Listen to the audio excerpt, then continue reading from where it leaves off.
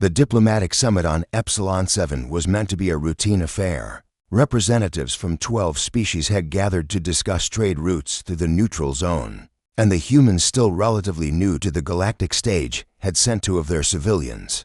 As observers, Sakura, a xenobiologist, stood beside Lord, a former military officer turned diplomat, both wearing the simple gray uniforms that marked them as Earth's representatives.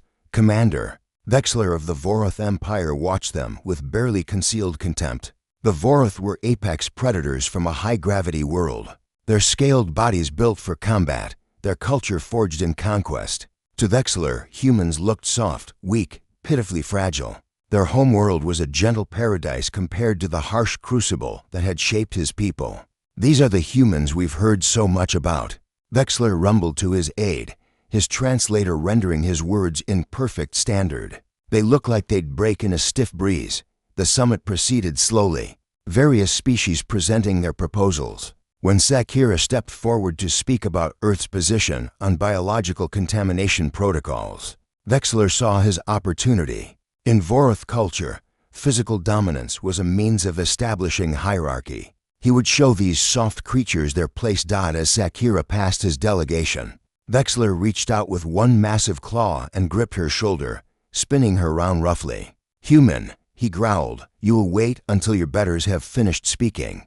The room fell silent. Sakura stumbled, pain flashing across her face as the Voroth's claws pierced the fabric of her uniform. She gasped but didn't cry out. What happened next occurred so quickly that most delegates missed it entirely. Lord moved. One moment he was standing 3 meters away. The next, he was inside Vexler's reach, and the massive Voroth commander was airborne. The crack of breaking bone echoed through the chamber as Lord's strike connected with Vexler's arm, forcing him to release Sakura. Before the commander could hit the ground, Lord caught him by the throat with one hand and slammed him into the reinforced floor, with enough force to crack the composite material. "You don't touch her," Lord said quietly, his voice carrying perfect calm. His knee pressed into Vexler's chest, pinning the larger alien effortlessly. "You don't touch any human without permission." Vexler struggled, his considerable strength suddenly meaningless against the human's grip.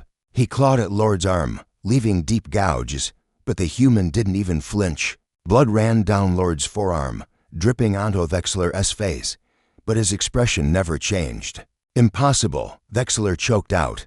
"You're from a light-gravity world. You're weak. We're from a death world," Lord replied, his tone almost conversational. "Earth has more ways to kill you than you can imagine.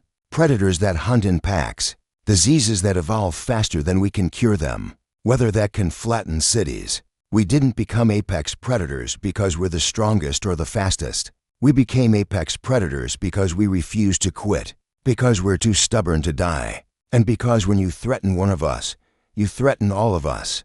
Security forces from multiple species rushed toward them, but the Galactic Arbiter, a crystalline being of pure energy, held up one radiant appendage. "Hold," her voice resonated through the chamber. "This matter falls under Article 7 of the Contact Protocols. Physical assault against a delegate permits proportional self-defense." "Proportional," wheezed one of the Voroth aides. He broke the commander's arm and put him through the floor. "Your commander drew first blood," the Arbiter replied, gesturing to Sakura's shoulder, where dark stains were spreading across her uniform. "Had this human wished to kill, Commander Vexler would already be dead." "This is restraint." Lord finally released Vexler and stood, offering his hand to Sakura. She took it, wincing as she stood. "I'm okay," she murmured, though her face was pale. "Medical team to the chamber," Lord said into his calm, never taking his eyes off Vexler. Then louder, addressing the room, "Let me be clear to everyone here. Humans don't want conflict. We came to the stars seeking friendship, seeking knowledge, seeking partnership. But we didn't survive everything Earth threw at us by being weak. We didn't become the dominant species on our world by being pushovers." He looked around the chamber, meeting the eyes of each delegate in turn. "On Earth, we have a saying, speak softly and carry a big stick. We prefer diplomacy. We prefer peace. But if you mistake our preference for peace as inability to wage war, if you mistake our kindness for weakness, you will learn a very hard lesson." Vexler struggled to his feet, cradling his shattered arm. "The Voroth Empire will not forget this humiliation, human." "Good," Lord replied. "Remember it.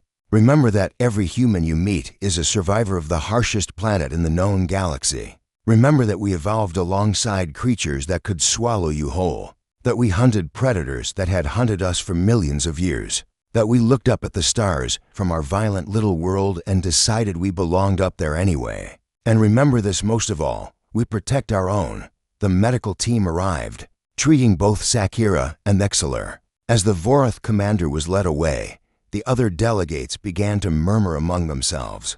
The Arbiter approached Lord, her crystalline form pulsing with interest. "The galaxy has underestimated your species," she said. "We saw your small size, your light world, your brief time among the stars, and we assumed you were weak. We were wrong." Lord's expression softened slightly. "We're not looking for fear or respect earned through violence. We just want to be left alone to do our work, to learn, to contribute. But if someone thinks they can hurt us without consequence," he glanced at Sakira, who was being bandaged by the medical team, "they'll learn why humans are the only species that ever domesticated the wolf." Word of the incident spread across the galaxy within hours. The species that had dismissed humanity as insignificant suddenly began reassessing their intelligence reports.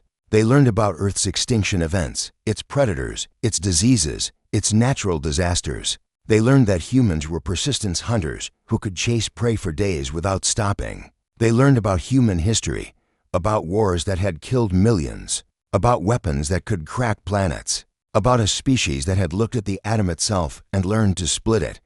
But most importantly, they learned the lesson Vexler had learned. Humans were kind, until you gave them a reason not to be. And if you hurt one of them, you'd face all of them. The summit concluded with Earth's proposals accepted unanimously, and Commander Vexler, nursing his wounds on his flagship, sent a message to the Voroth High Command that would change his empire's stance toward humanity forever. "Do not engage the humans. They are not what they appear to be.